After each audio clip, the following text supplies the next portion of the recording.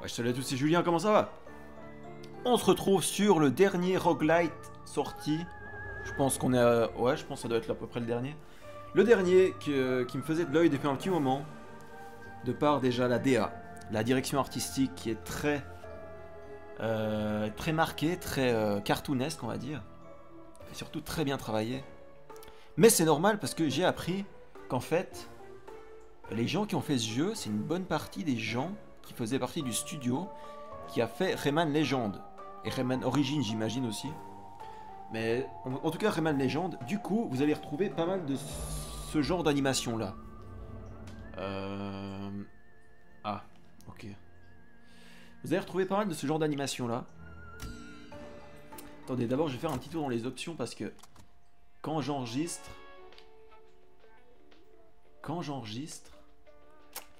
en fait, on n'entend pas ma voix. Des fois, le son du jeu est trop fort. Bref, on s'en fout de ça. Donc, j'ai fini le jeu 2 fois. Donc, j'ai fini 2 runs complètes. Je vais pas vous dire combien il y a de...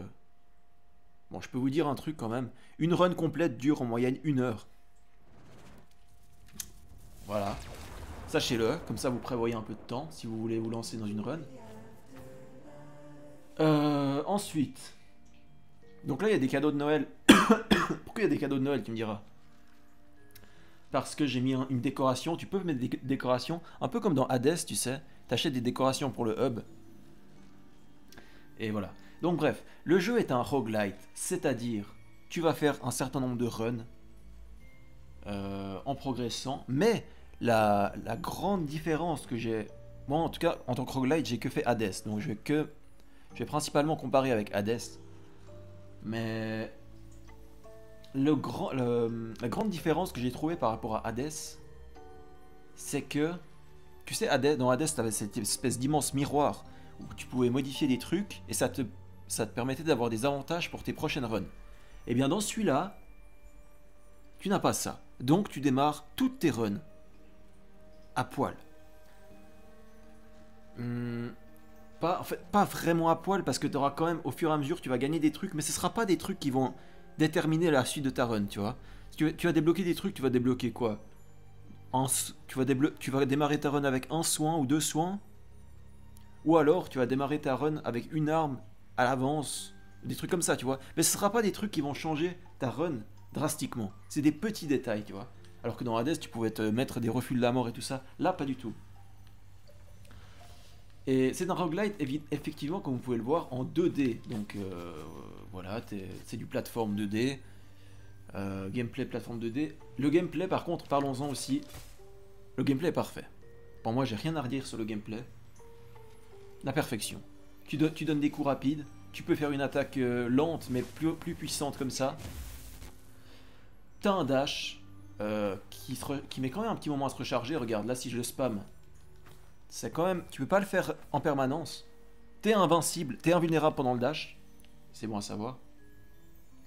Et puis regarde, tu peux donner des coups en l'air, tu peux taper en l'air, tu peux t'écraser au sol. Donc ça c'est pour les attaques de la faux de base. Ok. Peut-être que je me dis, on va peut-être lancer une run en même temps, comme ça... Comme ça vous verrez un peu de quoi je parle. Donc là c'est là que tu commences. Oui bon, là on me propose ça... Parce que j'ai amélioré ça en achetant avec de l'or le fait qu'on me propose ça. Mais tu vois, là j'ai 5 PV supplémentaires et un reroll.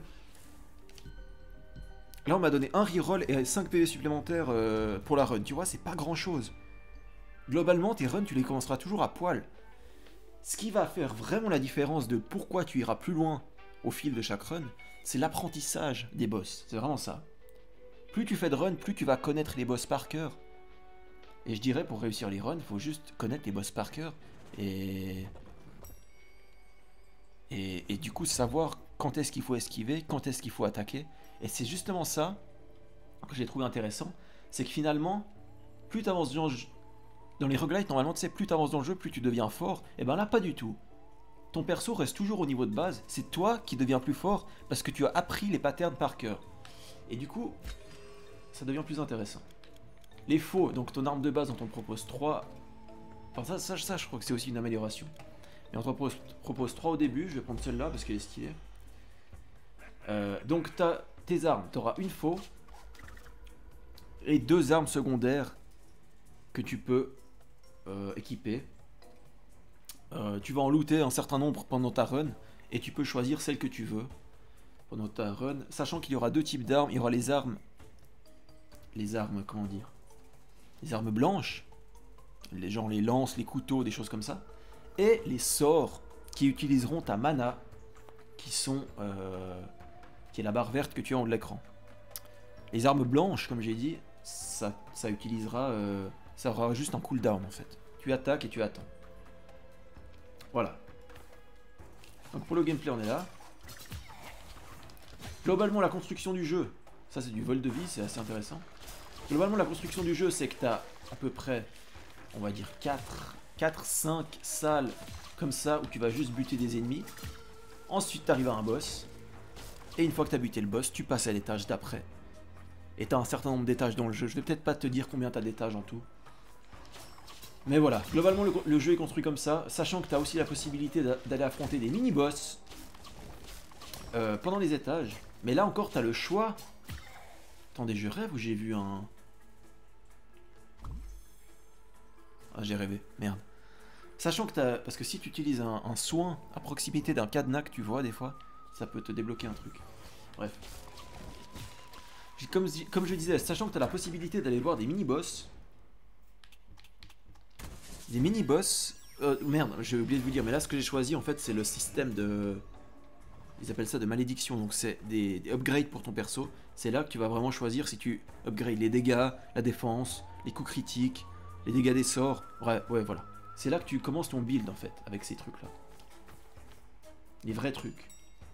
Et voilà, là on te donne la possibilité. Donc là par exemple, ils auraient pu me proposer un mini-boss parmi ces 4 trucs. Et là du coup, tu peux choisir soit je vais au mini-boss, soit je vais ailleurs. Mais là ce qu'on nous propose, donc c'est service mana. Ça c'est si tu veux augmenter ton mana max. La chambre forte c'est pour avoir des gold. Les gold c'est ce que tu peux dépenser dans le hub pour améliorer des équipements. Non même pas, tu vas même pas améliorer des équipements en fait. Ça va juste te permettre d'acheter des nouvelles armes. C'est surtout ça. Et les armes. Alors les armes, alors ça, c'est le gros point fort du jeu. C'est le vrai point fort du jeu pour moi. Les armes, t'as tout et n'importe quoi. Tout est propice à être une arme. Et c'est et surtout la qualité de l'animation des armes est incroyable. Pour moi, c'est le gros point fort. La diversité des armes et les qualités d'animation, vraiment, c'est ça. J'aurais dû vous en montrer quelques-unes après.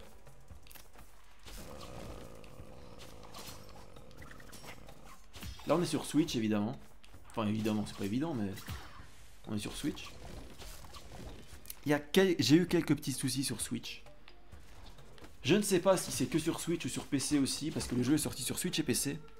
Mais notamment, le jeu a craché quand même un certain nombre de fois. Bon, après, ça, c'est le processeur de la Switch qui est pas très puissant. Mais après, on pourrait se dire quand même, pour un petit jeu 2D, c'est un peu étonnant quand même. Il y a quand même des fois où le jeu a craché 3 fois de suite, tu vois. Genre, je relance, je fais 2 mètres, le jeu recrache, je relance, je refais 2 mètres, le jeu recrache, et je relance encore une fois, cette fois ça marche, mais des fois tu te dis, ouais, bon, voilà quoi. Et alors, quand j'ai commencé le jeu, j'ai eu un certain nombre de bugs. Moi, je vous parle des points négatifs maintenant, parce que les points négatifs pour moi, il n'y en a pas beaucoup. Je pourrais mettre la difficulté en point négatif, parce que c'est vraiment très très chaud. Très dur. Les boss sont très durs. Et encore une fois, la difficulté c'est relatif parce que une fois je suis arrivé avec un build. J'avais fait un build magie où je faisais des dégâts des sorts et j'ai littéralement roulé sur le jeu. Tu vois? Donc la difficulté c'est quand même relatif. En fait la difficulté dépend vraiment de ton build. Si tu fais un bon build, le jeu va être facile. Si tu fais un build un peu merdique, le jeu va être difficile. Globalement donc ça tu vois c'est pas... Après les bons builds c'est quand même difficile à trouver, hein. Difficile à construire et tout. Mais bon. Qu'est-ce que je disais avant ça? Oui, j'ai eu un petit certain nombre de bugs qui m'ont un peu dérangé. Sur le coup ça m'a fait un peu rager. Parce que si c'était des petits bugs sans importance, genre par exemple un ennemi qui glitch dans le mur, on s'en fout tu vois. Certes, il fait ce qu'il veut, il fait ce qu'il veut de sa vie. Mais, je vais peut-être avoir l'occasion de vous le montrer dans pas longtemps. Il y a des endroits dans le jeu où on va t'enfermer dans des salles et tu pourras en sortir seulement une fois que tu auras buté tous les ennemis. Voilà, typiquement cette salle. Tu vois, là à gauche il y a des papiers donc je peux pas sortir. Et tant que j'ai pas tué tout le monde, je ne peux pas sortir. Donc je ne peux pas continuer la run. Tu vois? Voilà, là j'ai fini, j'ai buté tout le monde, je casse ça, je gagne un bonus et je peux continuer. Sauf que j'ai eu un bug où les murs ne disparaissent jamais. Tu vois? Donc j'étais bloqué dans une salle et j'ai tout essayé. Hein. J'ai tout essayé, attendre 15 minutes que ça se débloque, que rien ne se passe, redémarrer le jeu, ça te fera redémarrer à l'étage, qui te fera réarriver à cet endroit, qui va te refaire bugger à cet endroit. Et surtout que ça m'est arrivé dans le dernier monde, tu vois. Donc t'as un peu les nerfs quand t'es au dernier monde, t'es juste avant le boss final, et t'es arrêté à cause d'un bug. T'as un peu les nerfs quand même. On va pas se mentir, mais bon bref. Ça m'est arrivé 3 fois dans tout le jeu. Ça fait un petit moment que ça m'est plus arrivé, donc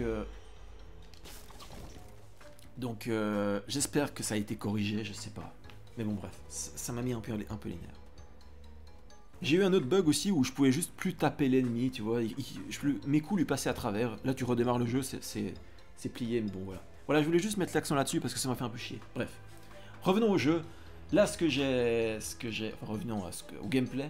Là, ce que j'ai chopé une arme. Donc, c'est les fameuses armes dont je vous parlais. Là, en l'occurrence, j'ai chopé des shurikens. Et alors, oui, évidemment, petit spoil, mais les armes à distance sont bien plus fortes que les armes au corps à corps. Tout simplement parce que c'est beaucoup plus safe. T'es à distance, tu balances ta merde. Et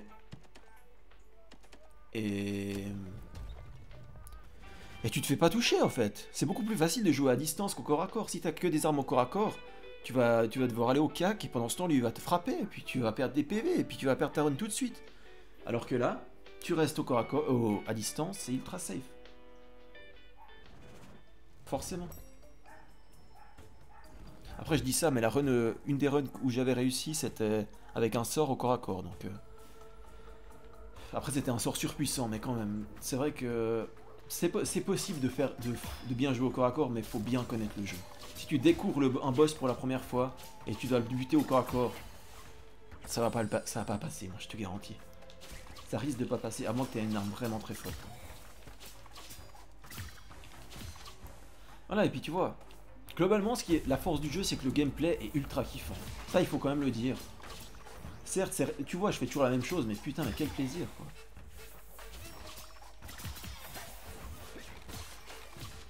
Quel plaisir. Quel plaisir. Je vais même pas utiliser mon arme.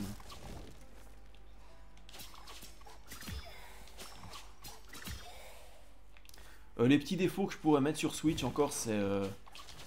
Encore une fois, je vous parle des défauts, pourquoi? Parce que il y en a si peu par rapport aux qualités. Bref. Un petit défaut que je pourrais mettre sur Switch, c'est qu'il y a des gros ralentissements à la sortie des étages. Quand tu arrives dans un étage. Là, j'ai eu un arc, par exemple, regardez. Hop. Encore une fois, une arme à distance. Donc là, globalement, si je continue cette run, globalement, je la gagne, celle-là. Parce que j'ai que des armes à distance. J'ai juste à booster mes armes à distance et c'est ultra facile. Voilà, là par exemple il y a un mini-boss, on va aller le voir. Ça tombe bien. Je vais jusqu'au boss du premier monde et puis après je vais vous laisser là.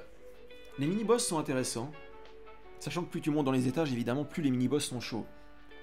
Mais pourquoi affronter un mini-boss, tu me diras? Eh bien tout simplement parce qu'après chaque mini-boss, t'as un objet bonus, plus... une upgrade gratuite. Ce que j'entends par upgrade, c'est, tu sais, les tableaux qu'on a vu avant, là où tu choisis attaque, défense ou bien dégâts des sorts. Et ben ça, c'est pas négligeable. Moi, je te le dis, ça vaut quand même la peine d'aller faire un tour chez les mini-boss juste pour ça. Et aussi, évidemment, pour le plaisir de les découvrir, parce que la plupart sont super bien, enfin tous sont super bien animés. Ils ont des patterns intéressants. Bon, les patterns, par contre, faut les connaître par cœur, sinon tu te fais défoncer. Hein. Évidemment. Donc oui, toujours un peu ce champ lexical de la mort. Je vous ai même pas parlé du... Bon là regardez, on va juste le mitrailler à distance et puis voilà quoi. Arme à distance. Ah oui, je vous ai même pas parlé des ultis. T'as un ulti que tu peux déclencher. Et immense point... Oh putain, je suis safe ici. Incroyable. Immense point positif. T'as un ulti pour chaque arme du jeu. Donc là par exemple, regardez, si je balance juste l'ulti de ma faux. Voilà, ça c'est l'ulti de la faux. Évidemment c'est un ulti qui est conçu pour quand il y a plusieurs ennemis à l'écran. Donc t'as plein de trucs qui sortent de l'écran. Et qui tapent, qui font des dégâts partout.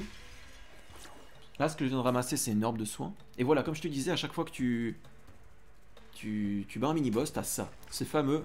En fait c'est ton arbre de compétences. C'est l'arbre de compétences que tu vas construire. Tu vas décider si tu obtiens de la mana max. Donc tout ce qui, là, vert c'est tout ce qui est mana. Bleu c'est tout ce qui est défense. Rouge c'est tout ce qui est attaque. Donc là, ils nous disent à chaque fois que je bats un boss, je gagne plus 20 PV. À chaque fois que j'utilise mes armes secondaires, j'ai plus 5% de dégâts critiques. Est-ce que c'est des chances de dégâts critiques ou c'est des dégâts critiques purs? Ça, je sais pas trop, tu vois. Il y a 2-3 petits trucs dans le jeu qui sont pas très clairs à certains moments. Je trouve, notamment dans les explications de ces trucs. Des fois, tu sais pas trop. C'est pas très clair, tu vois. Par exemple, des fois, on te dit augmente les dégâts de 5%. Certes, mais c'est les dégâts de la faux, c'est les dégâts des armes secondaires, c'est les dégâts des sorts. Tu vois, des fois, tu sais pas trop. On va prendre au hasard ça. De toute façon, je vais pas continuer la run, c'est juste pour vous montrer. Bref. Et puis voilà. Voilà, comme je te disais, l'ulti se recharge très vite. Ah, on va aller au magasin. L'ulti se recharge très vite et t'as intérêt à l'utiliser parce que pendant que tu l'utilises, je crois bien que t'es invulnérable pendant l'animation de l'utilisation. Et ça fait des gros dégâts tout simplement en fait, simplement. Voilà. Là c'est le puits, tout simplement pour vendre tes objets que tu ne veux plus. Ensuite là c'est le magasin, on te permet d'acheter soit des soins, soit de nouveau une malédiction, donc l'arbre de compétence, ou bien une arme. On va acheter l'arme, tiens, comme ça je pourrais vous montrer. Là je pourrais vous montrer, du coup l'arc on le reprend pour le vendre. Hop, et voilà. Là je viens de choper une arme qui fait ça. Donc voilà, là on est beaucoup plus sur du corps à corps. Oui, un truc que je vous ai pas dit, c'est que un truc, je savais pas tout de suite ça à la base. Ce serait bon à savoir quand même si vous voulez vous lancer dans le jeu. C'est que chaque arme a 3 mouvements différents. T'as le mouvement où tu appuies juste sur l'arme, qui fait un mouvement de base. T'as le mouvement où tu inclines le stick vers le haut et tu appuies sur l'arme. Ah bah marrant, celle-là on en a pas.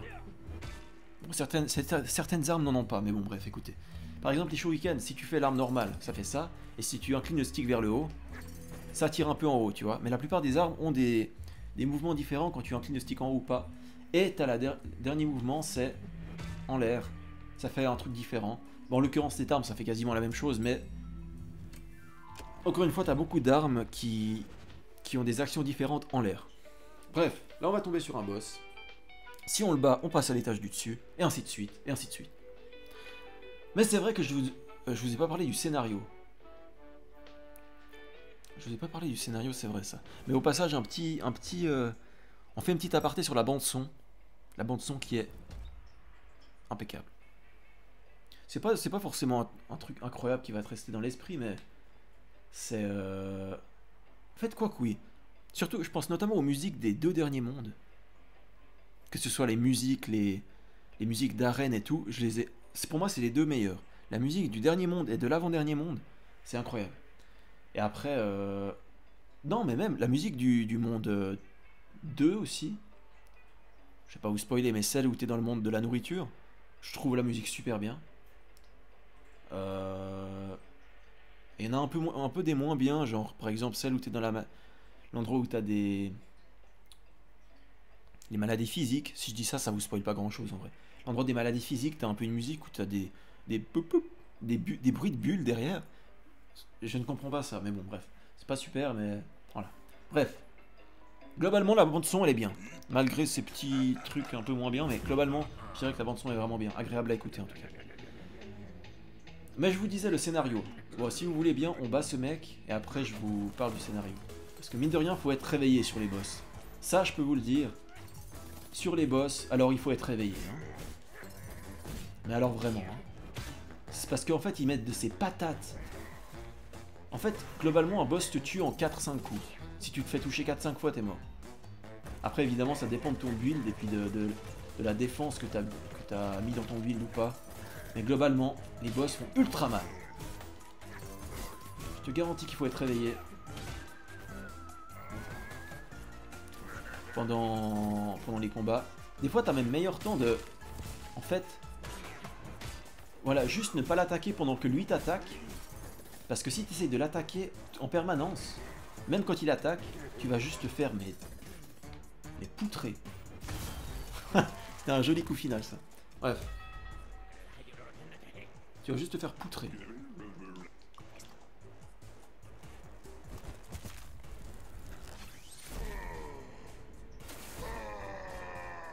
Donc voilà, oh oui, le scénario. Pourquoi vous voyez cette animation? Pourquoi on a eu ces dialogues là? Bref. En gros, le scénario du jeu, c'est que on joue la faucheuse, donc la mort. La mort avec tous les... Le pitch, c'est qu'avec tous les êtres humains qu'il y a sur Terre, il y a de plus en plus de morts dans le royaume des morts, je sais pas comment t'appelles ça. Et du coup, la mort est en burn-out parce qu'elle a trop de travail. Du coup, elle a créé des subordonnés pour faire le travail à sa place. Sauf que ces subordonnés sont en train de glander. Et du coup, la mort décide de partir un à un, aller péter la gueule de tous ses subordonnés pour leur dire maintenant t'arrêtes ta merde et tu te remets au travail. Et voilà pourquoi on vient de péter la gueule de ce gars, parce que c'était un de nos employés, on a juste lui dire arrête tes conneries et retourne bosser. Et on va faire ça, on se balade dans les étages, on va chercher tout le monde un par un pour leur casser la gueule, pour leur dire ça, tu vois. C'est ça le pitch du jeu. Bref. Après évidemment le scénario évolue parce qu'après t'as des plot twists qui se... des énigmes dans le scénario et tout ça. Bref. T'as aussi beaucoup de références. De références à de la culture, mais quelle qu'elle soit. Par exemple si je prends là... Non mince. Là par exemple les personnages. T'as beaucoup de références à... Après, c'est justement de la culture française, tu vois. C'est un jeu français, je vous l'ai pas dit, mais c'est un jeu français. En même temps, peut-être que Rayman, ça vous a tilté, Rayman français, bref. Il y a beaucoup de références françaises, notamment le plus évident, c'est par exemple... là, lui, Marcel. C'est qui Marcel, à votre avis? Bah, c'est le conducteur du camion de C'est pas sorcier. Marcel, tout simplement. Après, les autres références qu'il y avait... Dans les personnages, il n'y avait pas grand chose d'autre. Et après, t'as des références dans les dialogues aussi. T'as beaucoup de... T'as eu une référence au Covid à un moment. Ça, je m'y attendais pas. Mais en gros, t'avais un employé qui foutait la merde.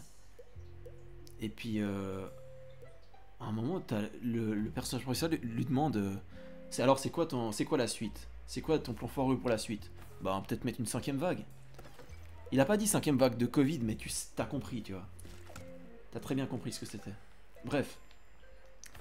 Là, je suis dans une salle de pause. C'est la salle de pause que tu auras entre chaque étage qui te permet notamment, dans le frigo, tu auras à chaque fois un objet aléatoire. Soit qui soit une TPV, soit qui augmente ta défense, ton attaque et tout. Là, tu peux payer pour obtenir du soin. Et là, c'est une roulette surprise qui te donne un truc aléatoire. Ensuite, tu passes là. Et là, tu choisis l'étage suivant. Au début, tu as des choix, tu peux choisir l'étage. Mais ensuite, tu n'auras plus qu'un seul choix unique. Et puis voilà. Bref. Et voilà, tout le jeu se passe comme ça. Merde, j'ai mis quitter, je voulais mettre recommencer. Tout le jeu se passe comme ça, mais c'est le gameplay. La grande force du jeu, c'est le gameplay. C'est ultra dynamique et ultra kiffant. Et si tu veux aller très vite et sauter dans tous les sens, tu peux. Le jeu ne va pas te freiner. Donc voilà, en fait, il faut que je fasse ça et que je mette recommencer. Du coup, tant pis, on a une run de perdu, mais écoutez, c'est pas grave. Bref, ça, c'était bien. Ça, c'est des très bons points, tout ce que je vous ai cité. Globalement, pour moi, le seul et unique vrai point noir, c'est pour l'instant, c'est les bugs. Mais tu vois, si j'en suis au point de dire que les vrais problèmes, c'est les bugs, c'est que le reste du jeu est bien. Donc, je voulais quand même vous parler de la vraie force du jeu, les armes. Les armes, donc. Oh, il y a ça aussi. J'ai déjà eu ce dialogue, c'est bizarre. Bref. Là, c'est un endroit où justement, c'est l'endroit où j'ai mis les décorations de Noël. Regarde, par exemple, il y a un truc qui m'a bien fait rire. Enfin, bien fait rire. M'a bien fait plaisir.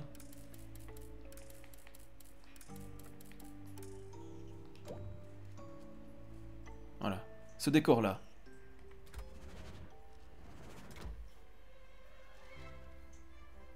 Et le pire, c'est que t'as la musique qui va avec. Je sais pas si vous entendez, vous, parce que j'ai mis le son très bas, mais... Voilà. Et puis tout le hub. Par contre, les décorations sont appliquées uniquement sur le hub principal, tu vois. Mais quand même. Quand même. Là, ce qu'on voit là, en fait, c'est toutes les armes que j'ai débloquées. Encore une fois, c'est les armes que j'ai débloquées, mais on te les donne aléatoirement dans une run. Tu les auras jamais toutes, tu vois. Dans une run, j'entends. Là, c'est le shop. C'est littéralement l'endroit où tu vas dépenser tes golds que tu auras eu pendant la run. Et en fait, comme je te disais, il n'y a pas grand chose qui va Tu pourras pas acheter des points de vie supplémentaires ou des trucs comme ça pour tes prochaines runs. Ça va vraiment être... Tu vas juste acheter des armes en fait. Des armes et des... Ce qu'ils appellent des snacks. Les snacks en fait c'est les trucs que tu risques de retrouver dans le frigo. Et... Je crois que c'est tout, non? Ouais, je crois que c'est... Je crois que c'est tout ce que tu peux retrouver dans le frigo. Donc quand je vous ai montré avant dans la salle de pause. Et du coup, t'augmentes tes possibilités de remplir le frigo avec des bonus, avec des bons bonus, quoi. Voilà. Et les armes, alors ça, je voulais garder le meilleur pour la fin. Les armes.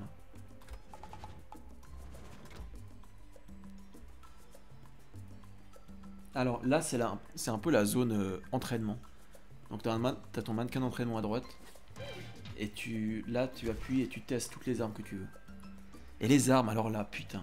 Au niveau de la qualité d'animation, on est sur du grand cru. Là, par exemple, regardez, j'ai pris un marteau. Là, j'ai pris aussi un sort qui utilise donc ma mana. Ce sort, c'est des boules de feu. Et donc, à chaque fois, tu auras un ulti associé à l'arme ou au sort que tu as pris. Par exemple, un truc qui m'a bien fait rire, que je repense maintenant. Voilà, explosion. Tu vois, tu as une explosion comme ça. Tu peux faire une explosion qui fait des gros dégâts. Hein. Ça utilise toute ta barre de mana, d'ailleurs. Et quand j'ai découvert ce truc, je me suis dit, oh, sympa. Et si je fais l'ulti, ça doit en faire 5 petites autour de moi, tu vois. 5 petites explosions autour de mon perso. Mais en fait, pas du tout. Attends, je vais fermer un peu l'ulti. Voilà. L'ulti de l'explosion, regardez ça. Voilà, tout simplement. 3 explosions atomiques. Les animations sont excellentes, je trouve. Un truc qui m'a bien fait rire aussi.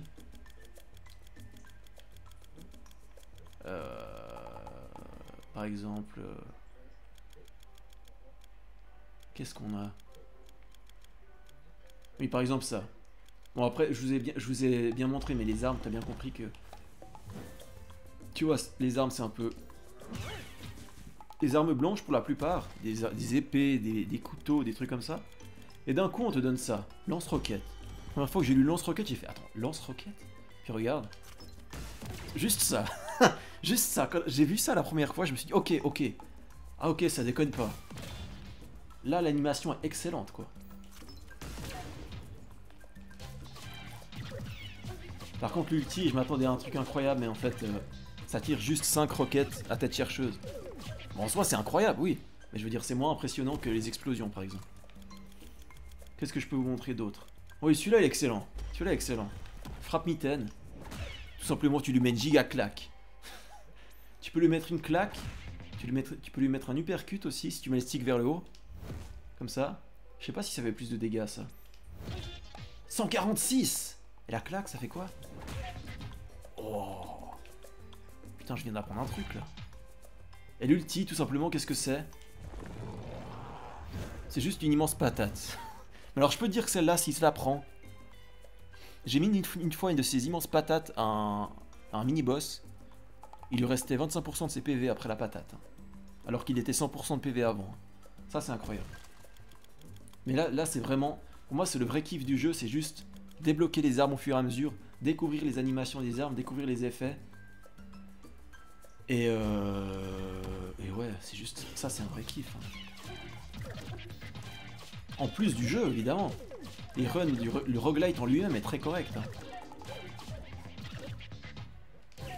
Là, j'ai pris des corbeaux, tu vois. Ça fait des corbeaux. Pendant que tu fais des corbeaux, t'es invulnérable parce que en fait, tu te transformes en corbeau.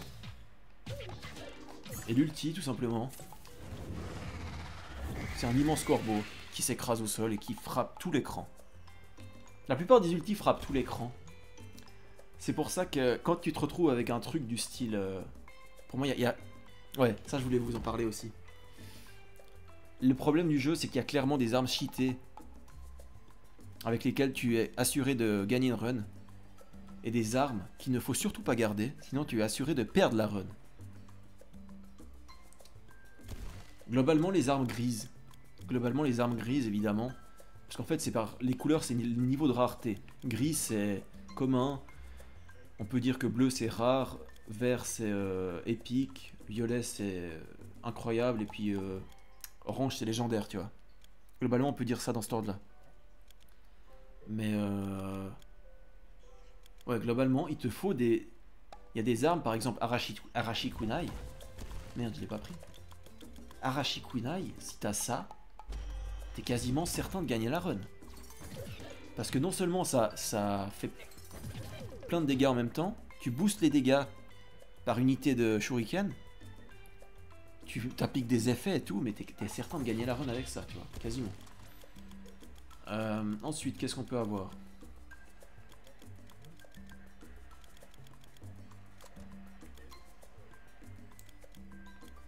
Genre, tu vois, si par exemple tu tombes sur ça...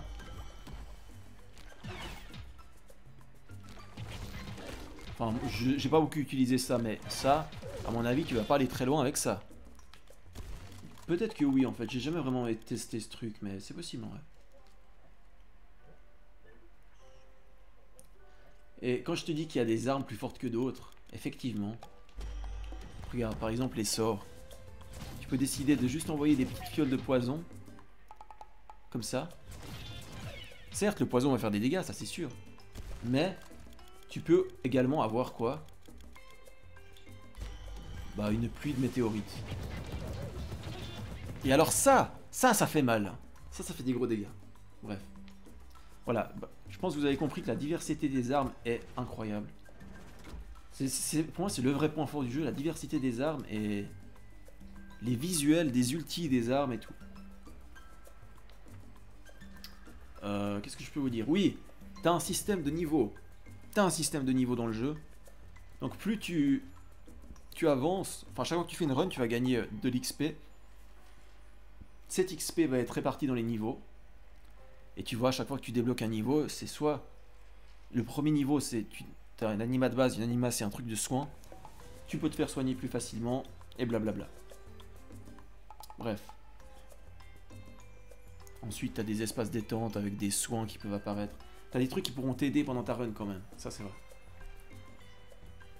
Sinon...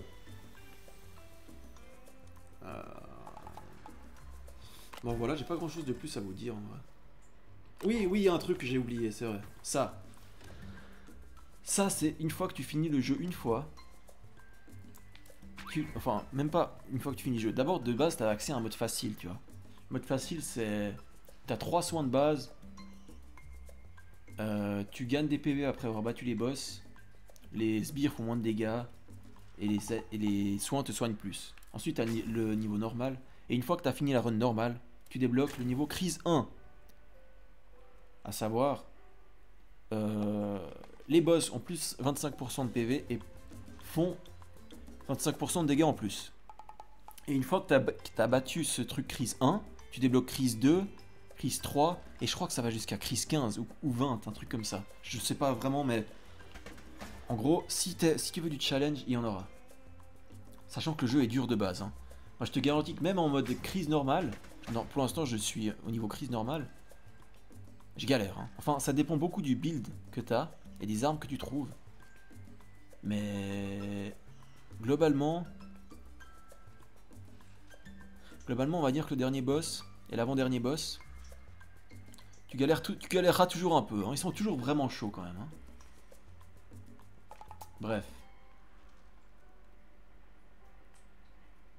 Et oui, alors sur la version Switch, je sais pas si c'est comme ça sur PC, il y a un bug, une fois que tu as battu le boss final, qui te permet...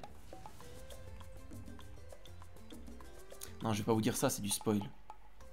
En fait, je me suis fait spoiler une partie du jeu à cause de ça. En fait, si vous voulez, à la fin du boss final, il y a un bug qui te permet d'accéder à encore autre chose auquel normalement t'as pas accès. Tu vois? Mais voilà, j'en dirai pas plus. Un ascenseur buggé, si je pourrais m'exprimer comme ça. Un ascenseur buggé qui te permet d'aller à un endroit où t'es pas censé aller. Mais ça se voit que c'est pas voulu parce que tout est un peu... Ça se voit que c'est pas voulu, ça se voit que c'est un vrai bug. Bref, voilà, je pense que je vous ai tout dit. L'explication était un peu laborieuse et beaucoup trop longue. 35 minutes pour expliquer ça, c'est beaucoup trop long, mais bon bref, écoutez. Écoutez, voilà. C'est un roguelite, je vous invite vraiment à le faire. J'ai pas fait Dead Cells, mais à ce qui paraît, ça ressemble quand même à Dead Cells sur certains aspects. Bah déjà dans le gameplay, c'est un plateforme 2D, donc voilà, de base. Mais voilà. Globalement, c'est tout ce que j'avais à dire sur ce jeu. Je réfléchis à si j'oublie rien. Mais non, globalement, le jeu, je le conseille évidemment. C'est ultra dynamique, c'est ultra kiffant. C'est... Non, franchement. Tout est basé sur le principe d'apprendre les patterns des boss.